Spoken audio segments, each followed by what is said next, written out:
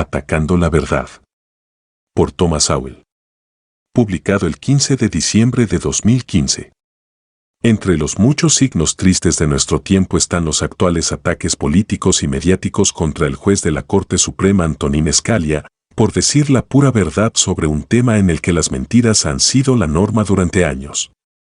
El caso ante el Tribunal Superior es y el uso de la raza como base para admitir estudiantes en la Universidad de Texas en Austin es una violación del requisito de la enmienda 14 de que las instituciones gubernamentales brinden igual protección de las leyes a todos. Se supone que la acción afirmativa es un beneficio para los estudiantes negros y de otras minorías admitidos con calificaciones académicas más bajas que algunos estudiantes blancos que son rechazados.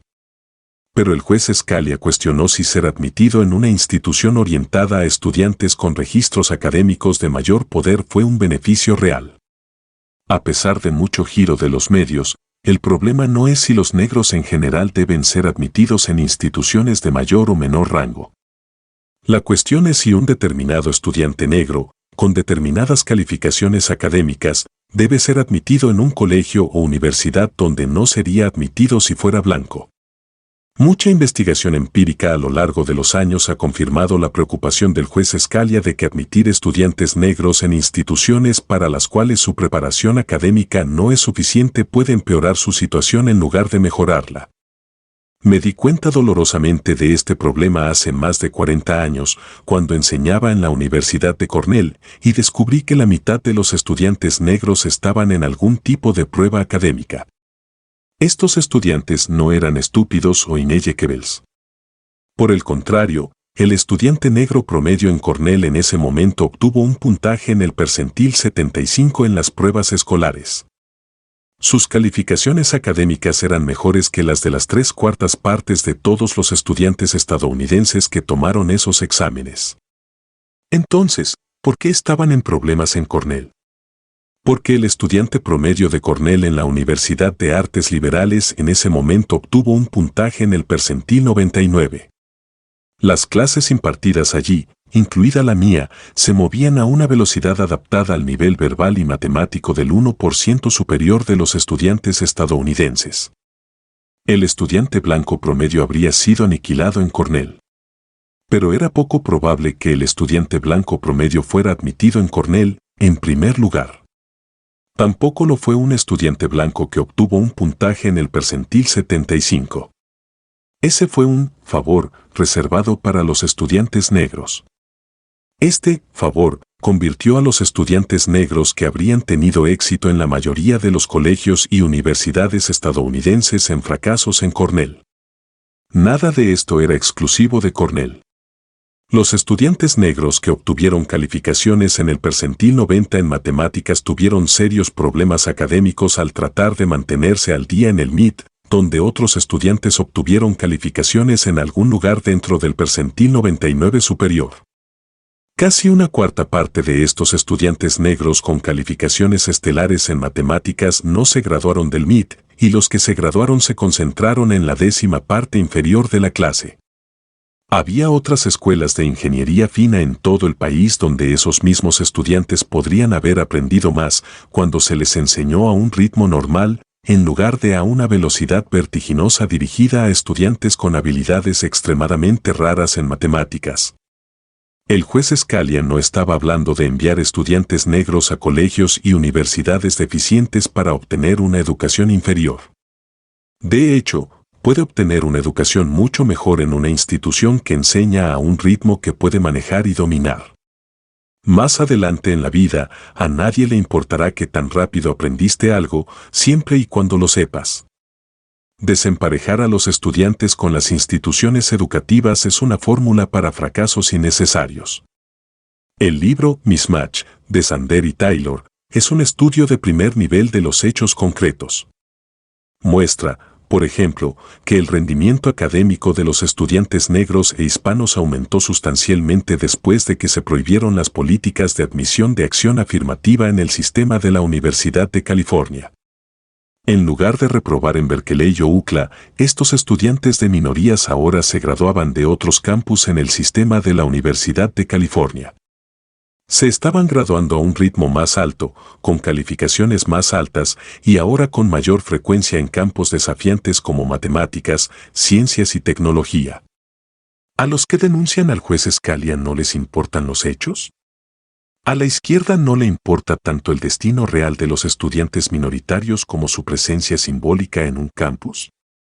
El caso que se encuentra actualmente ante la Corte Suprema de los EU, que involucra un doble rasero racias en las admisiones a la Universidad de Texas en Austin, tiene una cualidad de Alicia en el País de las Maravillas que ha sido demasiado común en otros casos de la Corte Suprema que involucran la acción afirmativa en la academia, yendo todo el camino de vuelta a 1978.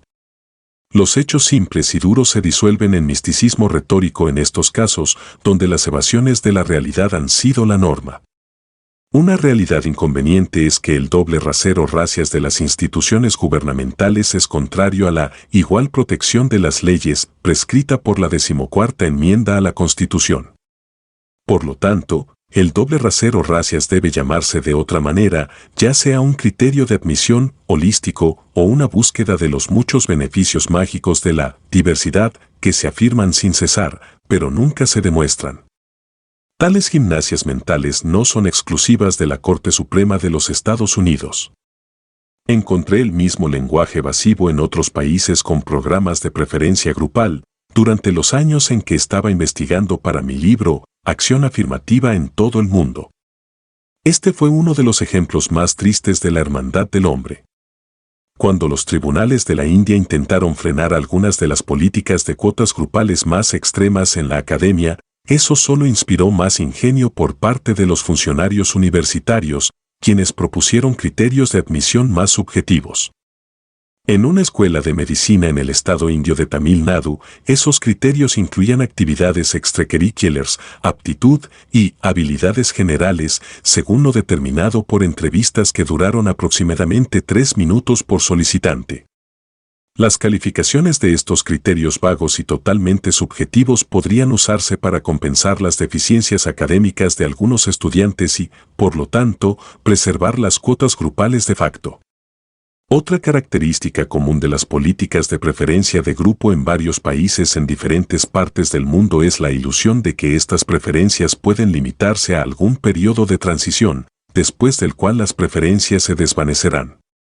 Incluso en países donde se especificó un marco de tiempo desde el principio, como en Pakistán, India y Malasia, por ejemplo, las preferencias han persistido durante generaciones más allá de esas fechas límite.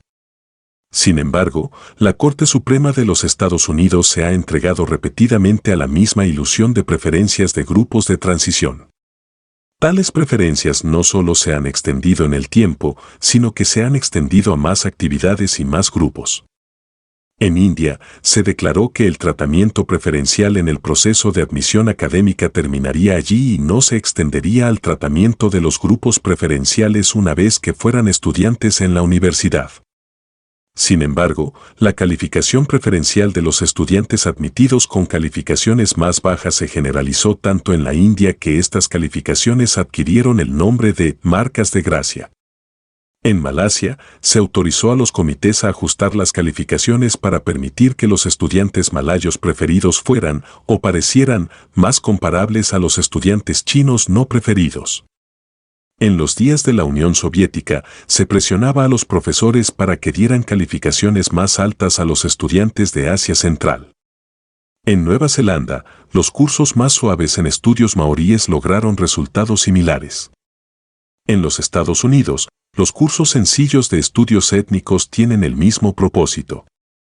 Cuando enseñé en la Universidad de Brandeis, hace muchos años, un administrador académico me confió que una de sus tareas era llamar a los profesores para ver si reconsiderarían las calificaciones reprobatorias otorgadas a estudiantes de minorías.